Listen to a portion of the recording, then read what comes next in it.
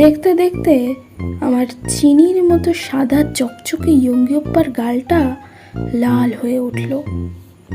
Oppa ঠিক আছো? ঠিক আছে, আমি ঠিক আছি। আমি আর ইয়ঙ্গি ওপ্পা বাড়ি ফিরলাম।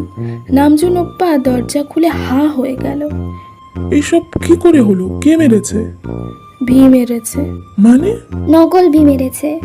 ও আবার এসেছিল, আমরা চিনতে পারিনি। নামজুন ওপ্পা দৌড়ে যেয়ে ফ্রিজ থেকে বরফ নিয়ে এলো। এই মুখে যদি দাগ হয়ে যায় আর আর্মিরা যদি জানতে পারে তিনি চোট পেয়েছিলেন, আমাদেরকে আস্ত রাখবে না। ওপ্পার মুখে বরফ লাগাচ্ছি, তখন আবার কলিং বেল বাজলো। নামজুন ওপ্পা জলদি রান্নাঘর থেকে একটা ফ্রাইং প্যান নিয়ে এসে তারপর দরজা খুলতে গেল।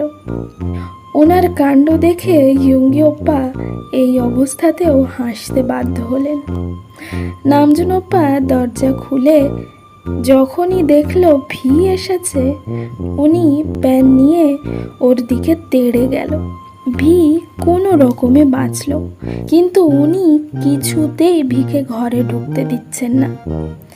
ভি যতই বলছে বিশ্বাস করো আমিই আসল ভি, উনি বলছেন না, তুই নকল বদমাইশ কোথাকার। আমার বাড়িতে তোর কোনো জায়গা নেই। সে বিপদে পড়ে মিনতি করে আমাকে বলল, ওয়াইন আমাকে বাঁচা, দেখ আমি আসল ভি, অন্তত তুই আমাকে বিশ্বাস কর।